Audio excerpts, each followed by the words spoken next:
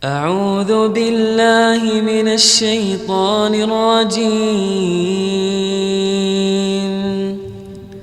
بسم الله الرحمن الرحيم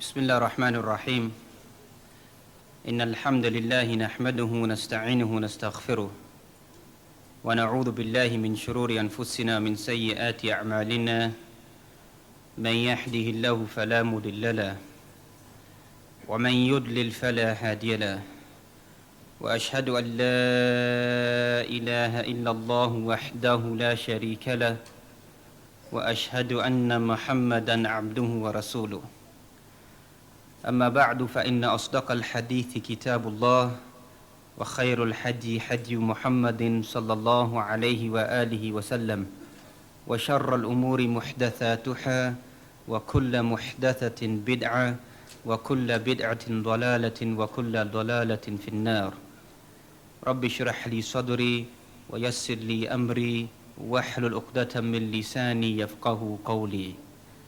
After praising Allah subhanahu wa ta'ala, sending immense greetings and salutations upon the final Prophet Muhammad sallallahu alayhi wasallam, and continuing our journey with the focus of the treasures of time, of ahmiyatul waqt, the importance of time for the believer.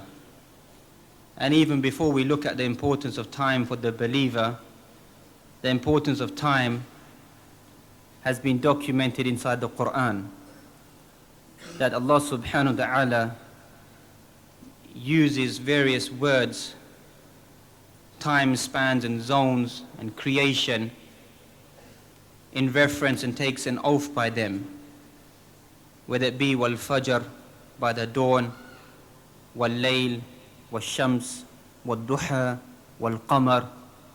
Is a continuous pattern inside the Quran that you find that Allah subhanahu wa ta'ala takes an oath of various aspects of that which Allah subhanahu wa ta'ala has created.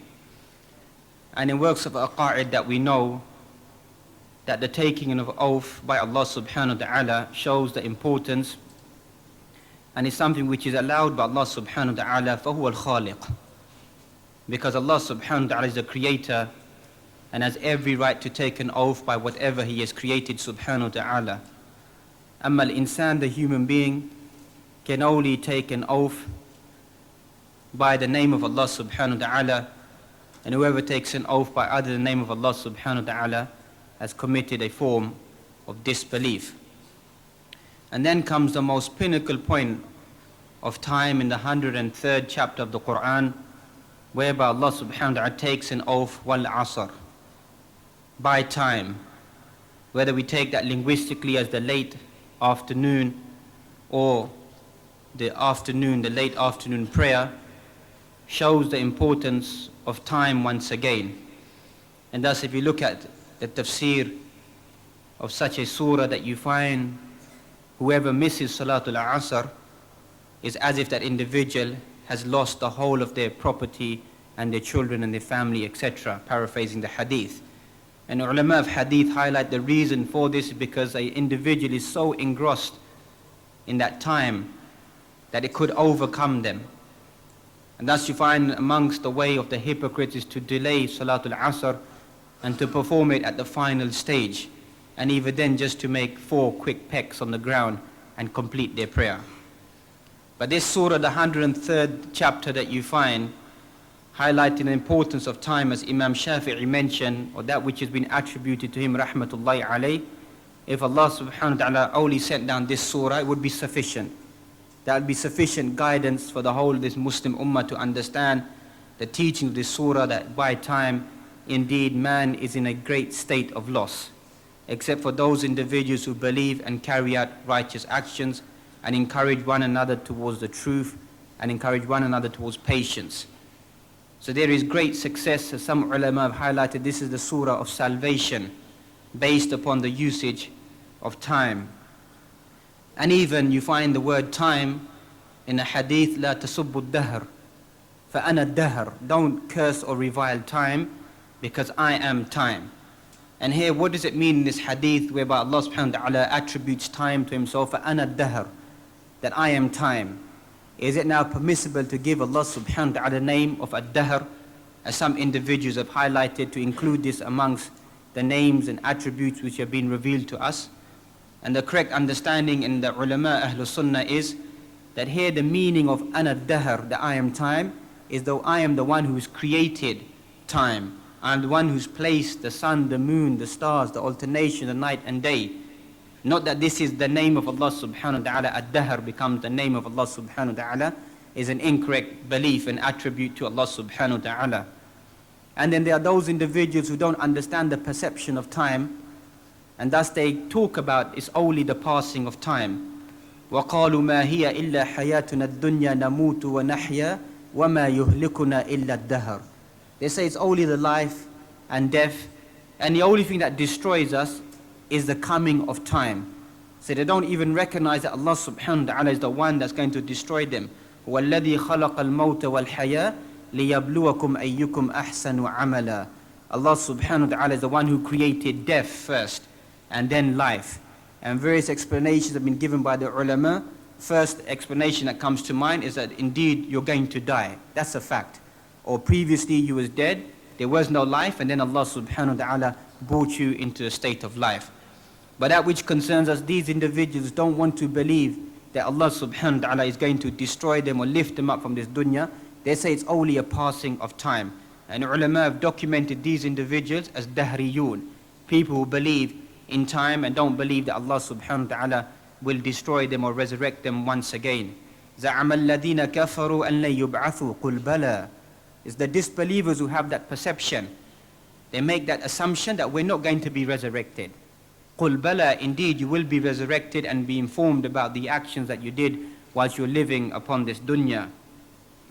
وهو الذي جعل الليل والنهار خلفة لمن أراد أن يذكر أو أراد الشكورا. Allah subhanahu wa ta'ala is the one inside Surah Al-Furqan, the 25th chapter of the Quran, who has made the succession, the passing, the coming of the night and the day. لمن أراد أن يذكر أو أراد الشكورا. Whoever wants to pay heed, to remember Allah subhanahu wa ta'ala, or whoever wants to be grateful to Allah subhanahu wa ta'ala. So the alternation of night and day and time is an opportunity to remember Allah subhanahu wa ta'ala. That Allah subhanahu wa ta'ala is the one who placed the day for worship and placed the night yani for rest. Has been placed there by Allah subhanahu wa ta'ala to utilize these aspects of time to come closer and closer to Allah subhanahu wa ta'ala. But many individuals don't seem to understand this perception yani of time, and only Allah subhanahu wa ta'ala is the one who bestows the importance of time. The average individual at least should bear in mind that you would not move on the day of judgment until you're asked about 4 aspects or 5 aspects in other narrations that you find. But that which concerns us, an umrihi fima afnahu, about your age, your time, that prime days of age, how did you spend that time and that opportunity? And thus you find that living in a society of empty slogans and statements of everything revolves around time, the need for speed or too fast, too furious, whatever these slogans are that exist around the West, that many of the Muslim youth begin to fall into that trap, that we just enjoy our life and enjoy the time that we have. Even people in the disguise of talabul ilm don't really understand the perception of what is juhud fi talabul ilm, that what is the usage of time in the gaining of knowledge that you find in the perception of understanding knowledge. What is the purpose of gaining knowledge? As for many of us individuals, unfortunately, it just becomes mere academia. And thus we're going to look at the lives of the ulama, that the role that ilm has upon them, and the usage of time, of how it changes the individual to become subservient and observant of their time towards Allah subhanahu wa ta'ala. That which has been attributed to Isa ibn Maryam, inna al-layla wal-nahar is khazanatan. The night and the day are like 2 treasure boxes. فَانظُرُوا مَاذَا تَدَعُونَ فِيهِمَا. And let each one of you look at what you place inside your treasure box. Meaning it's something valuable only goes inside these treasure boxes. So every single day is something special for the individual. That which has been attributed to Imam al-Hasan al-Basri. You find al-yawm dayfuk. وَالضَّيْف يَرْتَحِل. Every single day is a guest. وَالضَّيْفُ مُرْتَحَلٌ, and every single guest will leave you. وَالضَّيْفُ يَحْمَدُكَ أَوْ يَذُمُّكَ. Your guest will either praise you or your guest will defame you. So for every single day you find, for the mu'min, the believer, it's an important, valuable time.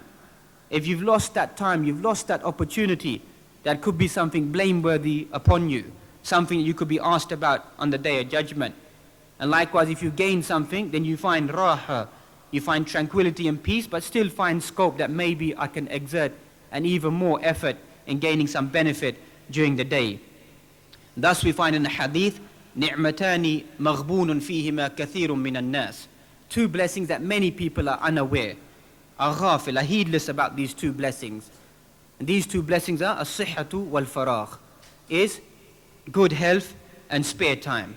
Many individuals, the only time they begin to focus upon their time is maybe a later stage of their life, when they've done whatever they wanted to do, following the concept of the brothers of Yusuf alayhi salam, وَتَكُونُ مِن بَعْدِهِ قَوْمًا صَالِحِينَ, that at a later stage we're going to become righteous individuals.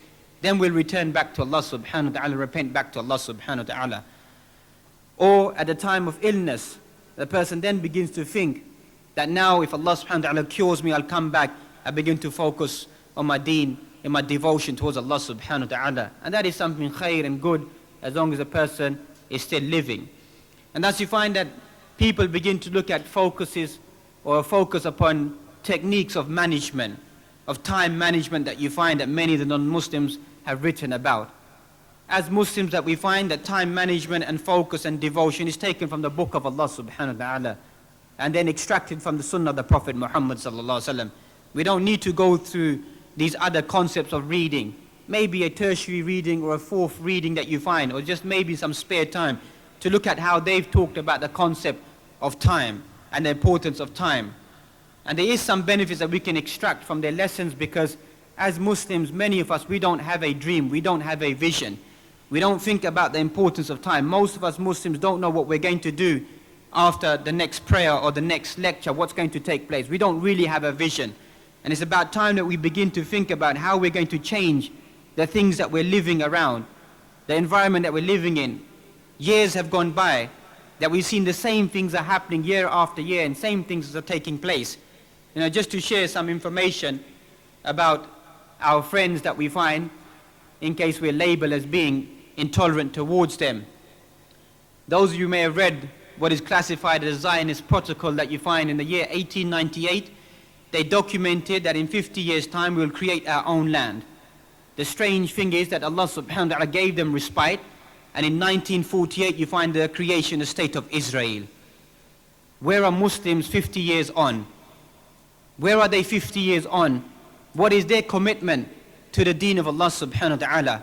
Read the 1960s of the black civil rights movement that you find.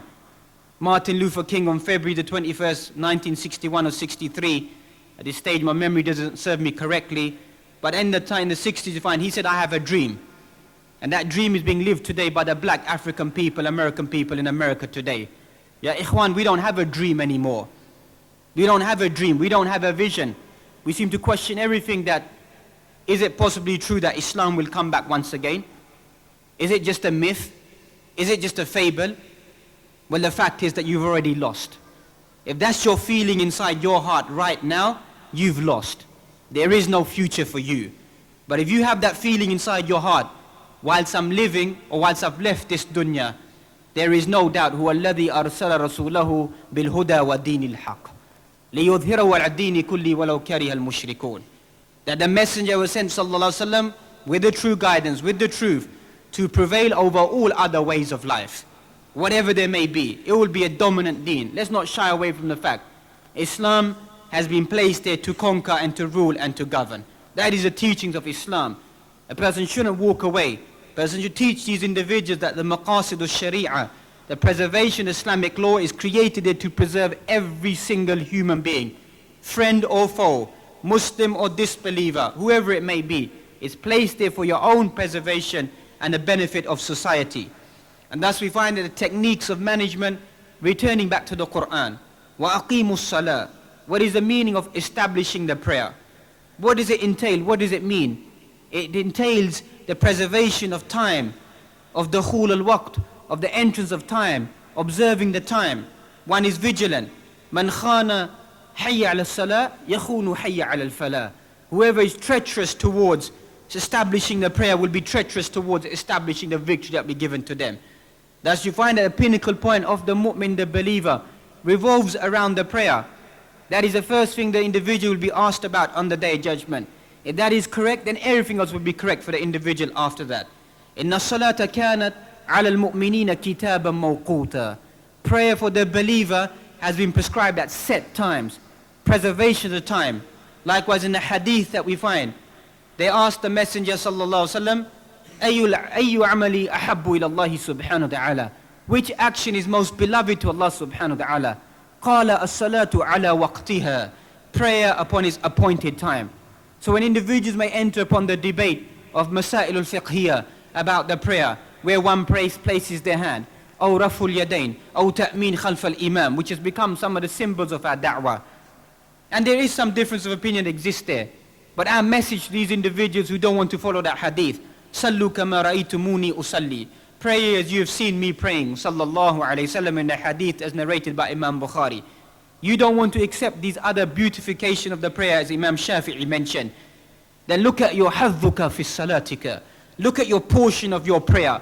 Look at your ruku. Look at your sujood. Look at your bowing. Look at your adhkar. It's as if you're just like a wild beast pecking on the ground. If you have ikhtilaf about the other aspects of the prayer, then what is your standing in comparison to the standing of the Prophet Muhammad sallallahu alaihi wasallam? What is your comparison of your ruku in your ruku to the Prophet Muhammad sallallahu alaihi wasallam? And so you want to defend your views of your prayer. There is no ikhtilaf about these issues, about how long a person could walk away, go to the toilet, defecate, urinate, perform wudu, come back and catch the Prophet Muhammad sallallahu alaihi wasallam fi rak'atil ula in salatul dhuhr. You can find him there. Is there ikhtilaf about that now? Does that exist inside there? How do you find his sujood? At times excessive sujood, that the companions will begin to think he hasn't come out of sujood. Has he forgotten? That type of thought came to their mind. And you want to champion your cause that you're defending the sunnah of the Prophet Muhammad sallallahu alaihi wasallam. You're not defending his cause. You're not defending his cause. You're defending your own interests, your own personalities, your own individuals. Defend the cause of the Prophet Muhammad sallallahu alaihi wasallam by quoting the ahadith in its full context. That if all the other madhahib are true and these views are correct, then why do you continuously make ta'wil ba'da ta'wil? Make interpretation according to your own views, to your own ulama. Where is your hubb lil-Nabi sallallahu alaihi wasallam on that day then? Where is it now? Where does it exist? No, but this is allowed in the Sharia. When all of the three other imams are going to a view that this is the view established by the Prophet Muhammad sallallahu alaihi wasallam. Thus we find that the practical implementation of time of waqt was placed by the Prophet Muhammad sallallahu alaihi wasallam, knowing full well that the individual cannot become angelic in nature, cannot become an angel in nature. And that's when Hamdallah felt that concept of hypocrisy, and likewise Abu Bakr radiallahu ta'ala anhu. And the Prophet Muhammad sallallahu alaihi wasallam advised them and said, Ya Hamdallah sa'atan wa sa'atan. You know, Ya Hamdallah is a time to rejoice and to enjoy yourself. And it's a time to become devoted towards Allah subhanahu wa ta'ala. When is it the time for an individual to begin to become relaxed? Is it, as we find that what many of the Muslims are doing at the moment? Learning a skill which is beneficial, is not wasting one's time. Swimming, archery, horse riding, being playful with one's family, one's children, taking care of them. Many individuals, Muslims, are this sahwatul Islamiyah, the awakening that we find. The most negligent individuals in this society are practicing Muslims towards their own family members. The mass amount of problems that I'm sure that we even face in this area is due to negligence. That's not negligence if you're taking care of one's family. That's not wasting one's time as many people may think. That is quality time. That is devotion of creating a healthy society. So in those instances, one is not wasting their time as some individuals they may be thinking. Likewise, we find that the Prophet Muhammad created that amongst his companions, that they became so vigilant that even if you find that seeds are inside your hand and the day of judgment is fast approaching, then plant those seeds. Day of judgment is right in front of you. Yani don't waste your time. لا تحقرن من المعروف شيئا. Don't despise any opportunity to do any good deed, no matter how small it may be. Indeed, Allah subhanahu wa ta'ala loves those actions which are consistent, even if they be small actions, but you do them on a regular basis. And thus you find that companions in a state of jihad that you find, some dates are inside their hands, and you find that they begin to think that what should I do? Should I go and enter into the battlefield? Should I complete these dates? Should I complete even this date in my mouth? Time is too short. Throw the dates on the floor. Spit the date out of his mouth and enter into the battlefield. That's how you find their visualization of time amongst the Sahaba radiyallahu ta'ala anhum ajma'een. Likewise you find Mu'adh, inni la ahtasibu nawmati kama ahtasibu qawmati. Indeed, I'm vigilant. I'm making accountability of myself just like I'm awake, likewise whilst I'm sleeping. I'm focused upon everything that I do, that I have to be vigilant. I have to be vigilant because I could be asked by Allah subhanahu wa ta'ala. And thus you find at many occasions, the Salaf, when they ask many questions, Qif ukallimak, stop so I may speak to you. They return and say to them, Awqif shams, go and stop the sun. This day and age of qila wa qal, this and that was said and this and that happened, wasting people's time. Wasting your time in what? In something which isn't beneficial to you. So some of the ulama had that attitude, that if no people just have this mentality of just wasting one's time, is this was said and that was said, what do you say about this, what do you say about that? We have no time for that. We have no time to entertain such individuals and to get involved in such petty and miserly any debates that we find. And the key element that we find amongst a large portion of the ulama was a concept of barakah. Some of them you read their seerah, as Imam Nawawi that we find rahmatullah alayh lived only for 44 years. But look at that turath that they leave behind. مَا عِنْدَكُمْ يَنْفَدْ وَمَا عِنْدَ اللَّهِ بَاقٍ. What is with you will perish, but that which is with Allah subhanahu wa ta'ala will remain, will be consistent. And that is one of the things that will remain for the individual. The turath of ilm that a person leaves behind, that will be documented by Allah subhanahu wa ta'ala and be something beneficial for the individual inside this dunya, and likewise even more so inside the akhirah. So the turath, the heritage that the Muslim ummah has left behind, if a person begins to research in what is classified as arithmetic and mathematicians at the moment and try to dissect the amount of pages, the books that they wrote, and divide that by the amount of time that they lived. So if Imam Nawawi was at the age of 44 when he passed away, obviously he didn't begin writing whilst he was a young individual, even though some ascribe that he began to teach at the age of 24 in Damascus in Syria. But if you divide the time, you find something like at times, they're writing more than 100 to 150 pages a day of handwritten scribing information. Amongst the turath that you find of the ulama, that you find, or before that is concept of barakah. Time will be restricted, time will pass swiftly, is amongst the signs of the day of judgment. And just yesterday, I see myself, like many of the young individuals, sitting right there. And today it just seems like a blinking of an eye, that somehow I seem to be ذَلِكَ فَضْلُ اللَّهِ يُؤْتِيهِ مَنْ يَشَاءُ, standing here today, delivering the advice I used to listen to on many occasions as a young man. That's just like a blinking of an eye, because there is a lack of barakah in a time and environment that we're living in. Great imams like Imam Ahmad, rahmatullahi alayhi, classified as Imam of Ahl Sunnah. The Musnad that he wrote inside 12 volumes, the collection of ahadith in the Musnad in 12 volumes. Go and look through that. Each volume is something like 300-400 pages. How did he gain so much time to write such a magnanimous work, such an encyclopedia? Imam Bukhari, in the hundreds of thousands of ahadith that he collected, or excuse me, not collected, that he memorized. How did he find the time to memorize such ahadith? How did he gain that skill, that mastery of gaining and memorizing such ahadith? That ulama, when you read his seerah, it wasn't just the ahadith that he memorized. He memorized the asanid, the chains as well. And when people tried to test him by muddling up the asanid, taking and jumbling the names and placing one name here, one name there, he narrated to all of them the correct format, the correct sanad he narrated to them, showing the power and the ability that Allah subhanahu wa ta'ala given him to his mind. Likewise, the explanation of Sahih al-Bukhari that we find by Ibn Hajar al-Asqalani in some 13-14 volumes that we find. How was he able to write such a magnanimous work? The Sahih of Imam Muslim, the works that he wrote, and then explained once again by Imam Nawawi in some 18-19 volumes that you find, that any serious student of knowledge knows the importance of the Sharh of Sahih Muslim by Imam Nawawi, which hasn't been translated into the English language. How did Imam Nawawi, dying at the age of 44, compile a whole compendium of the Shafi'i fiqh, classified as a majmu' in 19 volumes? How did he do that? How did he gain that skill, that mastery? There must have been some barakah inside his time. And likewise, the journey continues. Like Imam al-Tabari, 20 volumes of tafsir that you find. Imam Qurtubi, the famous Andalusian scholar, some 24 volumes of his tafsir that you find. It will probably take us a lifetime to read through it, and we think it's something trivial.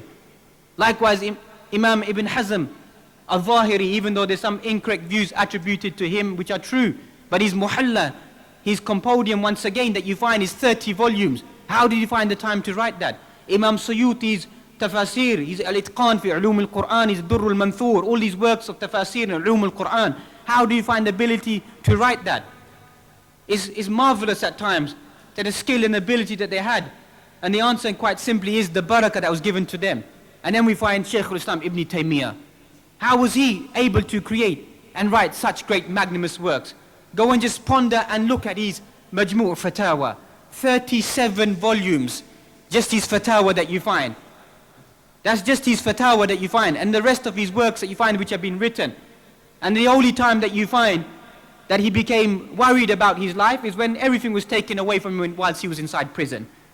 And he could only write with the coal. Such portion of tafsir is written by the coal, and when they took the coal away, that was the time to remove Shaykh Islam Ibn Taymiyyah from this dunya. Your task has been done, Ya Shaykh Islam Ibn Taymiyyah. ماذا يفعل أعدائي بي أنا جنتي بستاني في صدري. What can my enemies ever do to me? My garden, my paradise is inside my heart. Wherever I travel, it's with me. If they throw me out the land, فَأَسِيَعْهَا, I'm a tourist in the land. They place me in prison, it's khalwa, a time and opportunity for me to devote myself to Allah subhanahu wa ta'ala. Because many times the ulama find it difficult to devote themselves towards Allah subhanahu wa ta'ala. People are always disturbing them. But he was happy and content. If I remain inside prison, it's a time for me to come closer to Allah subhanahu wa ta'ala. فَإِنَّ قَتْلِ الشَّهَادَةِ. If they kill me, they execute me, I'm going to be a martyr in the way of Allah subhanahu wa ta'ala. Ajaban, strange it is the affair of Shaykh Islam Ibn Taymiyyah, that even once he's placed inside prison that you find, all of the mujrimun, the criminals who were there, who became his devoted students, when the time came for their release, they refused to come out of prison. Refused to come out of prison. Because the man, the real da'i, wherever you go, is always preaching the word of Allah subhanahu wa ta'ala. Has been given the blessings of Allah subhanahu wa ta'ala, and yubaddilul khalq bi'idnillahi subhanahu wa ta'ala. By his akhlaq, his character, his behavior, his teachings of the Quran and Sunnah changes people wherever the individual goes. That is the real da'i that we find. The real ulama that we find. Wherever you place them, they don't forget their devotion towards Allah subhanahu wa ta'ala and calling and preaching to the way of Allah subhanahu wa ta'ala. And likewise in our time that we find, Shaykh Nasiruddin al-Albani rahmatullahi alayh. Look at the many ahadith that he's checked. The many ahadith that the people who hate him, who despise him, even his enemies have to quote his ahadith, have to quote his checking of his ahadith. They may not like him, but a large service that he's done. Where did he gain such barakah to go through the whole of Imam Bukhari, of Muslim, and likewise the Sunan of Ibn Majah, Tirmidhi, Abu Dawood, and Nasa'i, and likewise Mukhtasar of many kutub that you find. Where did he find such time? How is he able to do that? Nothing but barakah, that juhud that you find bestowed by Allah subhanahu wa ta'ala. And that's how true is the lines of the poet. Al-waqtu kas-sayf, فَإِن لَمْ تَقْتَعُهُ يَقْطَعُكَ. Ya ikhwan, time is like a sword. If you don't grab that sword, the sword will definitely cut you in half. It will take you away. That's what time is. That a Muslim is observant of one's time. Strange it is ajab, and some of the ulama, you read the seerah that you find, that even fi baytil khala, even inside the lavatory, they've got a student reading a text to them. Obviously not something from the Quran and Sunnah, but some text about adab, about literary, about poetry, or some other istimbatat that you find, reading that, reciting that to them whilst they're inside the lavatory, and then coming out and correcting them. Sounds something strange. Sounds something strange indeed. But that shows how they were devoted in their time towards Allah subhanahu wa ta'ala.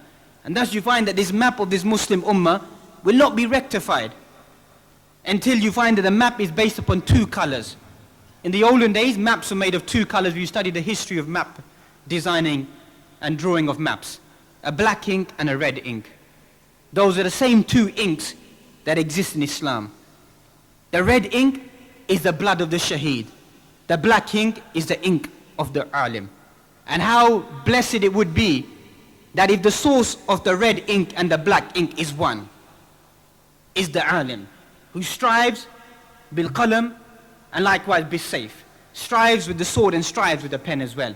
When that ink becomes one, the colors become one coming from the same source, then once again you find the concept of revival will begin to take place.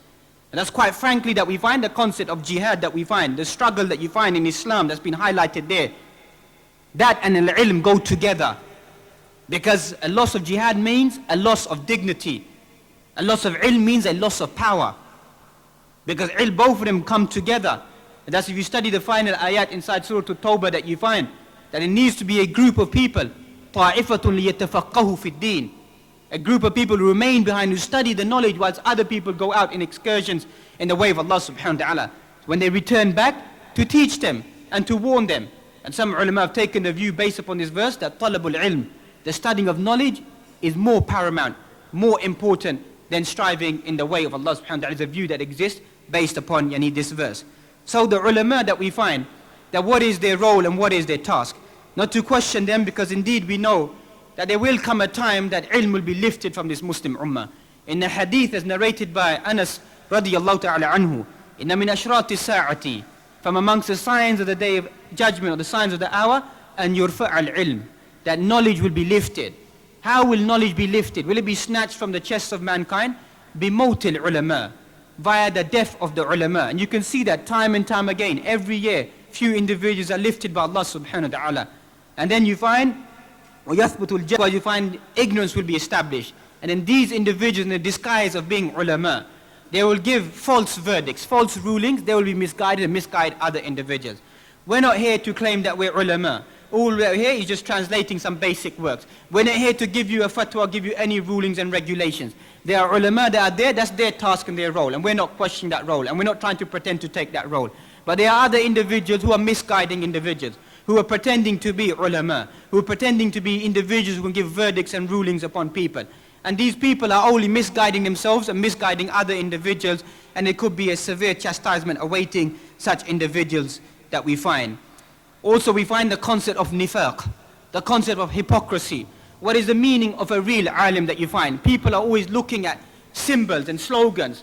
Fulan ya'ti ala shasha fulaniya, comes on such and such a station or such and such a radio, such and such program, or عنده دكتورة من جامع فلان أو من مكان فلان أو علامة أو كذا وكذا. All these laqab that you find, alqab that you find, that he's a doctor and he's this, he presents this, he presents that. What has that got to do with the Sharia of Allah subhanahu wa ta'ala? What is the real understanding that you find? As Fudail ibn Ayad highlights, the alim ما زال جاهلا بما علم. The alim is ignorant with that which he has learned. حتى يعمل بعلمه. فإذا عمل بعلمه كان عالما حقا. When the alim begins to implement that which he's learned, he is a real alim, he's a real scholar. That's what a real scholar means to be. Remember, the dawrul ulama is a great responsibility. At times, they don't have to back down. At times, especially in the time, the arena that we live in at the moment, that we continuously pray that the ulama take a more stronger stance on many of the things that we're visualizing. Because as they say, the ball is inside their court. There's many things that could take away the ikhtilafat that we find, the discrepancies, the misunderstandings, the problems that we face on a daily basis as Muslims, that if they take that firmer stand and express that to people.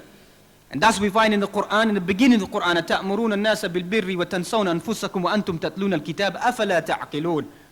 Are you telling people to do good and you don't do it yourself? And you know the book, you recite the book. Don't you seem to comprehend and to understand that factor? How many individuals that we have who memorize nusus, memorize texts, know ahadith after ahadith. But when it comes to implementation, there always seems to be some khalal.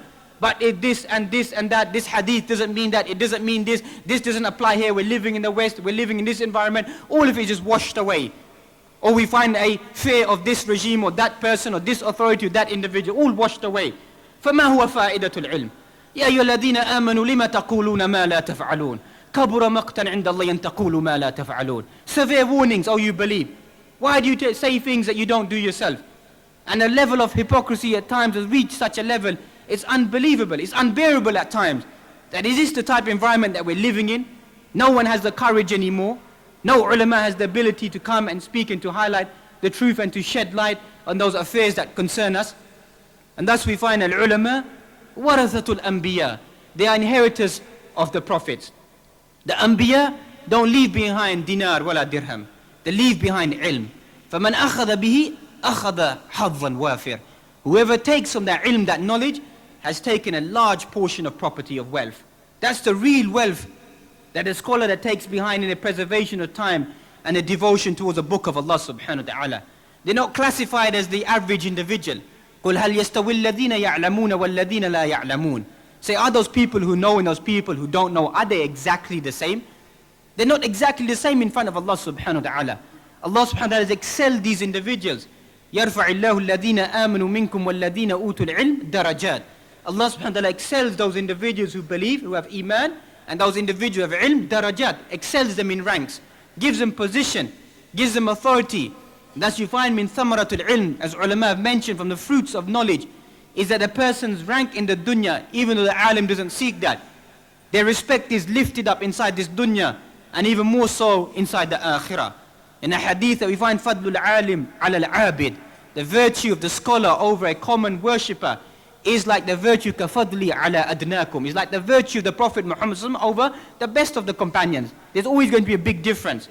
That shows the role, the importance of these blessed individuals. And the pinnacle point, because of their knowledge of Allah subhanahu wa ta'ala and the concept of Tawheed. شهد الله أنه لا إله إلا هو والملائكة وأولو العلم قائما بالقسط لا إله إلا هو العزيز الحكيم. In the beginning of Surah Ali Imran that we find, Allah testifies that none has the right to be worshipped except for Allah subhanahu wa ta'ala. وَالْمَلَائِكَةِ, and then the angels. And then Allah subhanahu wa ta'ala mentions وَأُولُو الْعِلْمِ, and people of knowledge. Why does Allah subhanahu wa ta'ala mention people of knowledge? Because people who are studying the book of Allah subhanahu wa ta'ala, studying the ayat, studying the ahadith, they have every right to testify to the oneness of Allah subhanahu wa ta'ala. And the real ilm that you find that many of us have forgotten. Al-ilm khashyatullahi subhanahu wa ta'ala. Ilm is the fear of Allah subhanahu wa ta'ala, ya ikhwan. That is real ilm, real knowledge that you find. Imam Ahmad once praised an individual, and he said to Imam Ahmad that this individual is not a great faqih, doesn't have a great portion of hadith or fiqh that he has. Why can you praise this individual? Indahu ra'sul ilm. He's got the head of knowledge. Indahu khashyatullahi subhanahu wa ta'ala. He fears Allah subhanahu wa ta'ala. You don't need to be a great big alim to fear Allah subhanahu wa ta'ala. Many everyday individuals, they weep in the fear of Allah subhanahu wa ta'ala. They're fearful regarding Allah subhanahu wa ta'ala. Do you think Allah subhanahu wa ta'ala is going to leave these individuals alone? إِنَّمَا يَخْشَى اللَّهَ مِنْ عِبَادِهِ الْعُلَمَاء. The real individuals who fear Allah subhanahu wa ta'ala, people who know, who have understanding of Allah subhanahu wa ta'ala. Inside Surah Fatir, the 35th chapter, verse number 28. That's what ilm creates in the individual. Creates the fear of Allah subhanahu wa ta'ala. Creates the devotion that I'm going to be asked about whatever I've learned in my life, whatever I've gained in my life. أَمَّا حُجَّةٌ عَلَيْكَ وَحُجَّةٌ لَكَ. Your knowledge is going to be an evidence for you or no evidence against you.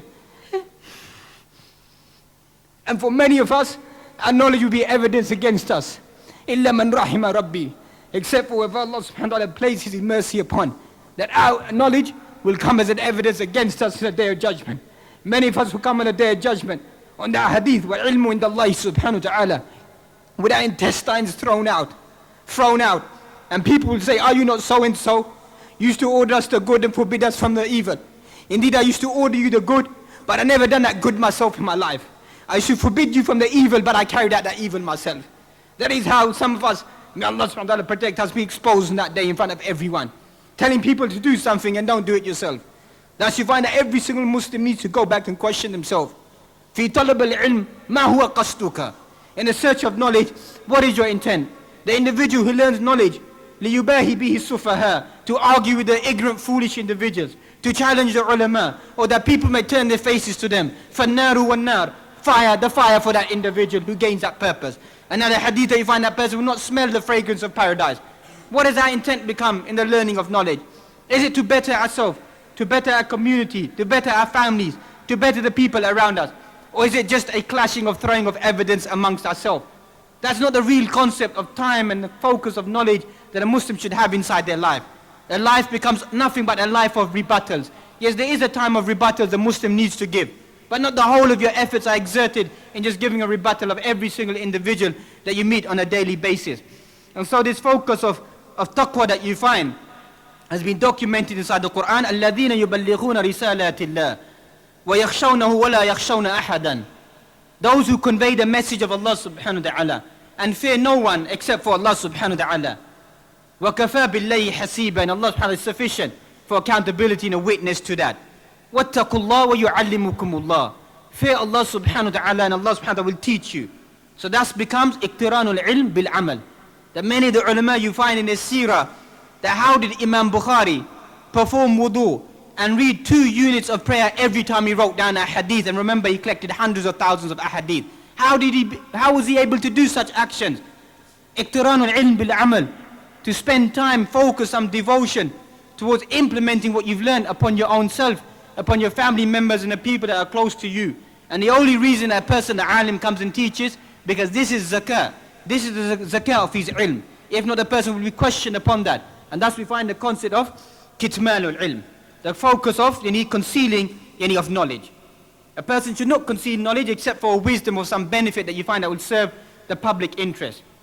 And so the individual obedience to the ulama you find inside the Quran has been restricted. That as long as they're ordering the good and forbidding the evil, and that which is in concordance with the Quran and Sunnah is to be accepted. That doesn't mean that we demonize them or diminish their value. We should work closely with them to highlight our needs, our problems, the issues that we face on a daily basis, that they may rectify our affairs, not to break away from them. As many of the young shabab that they think, in final conclusion, you find there are 3 groups of ulama that you find in general.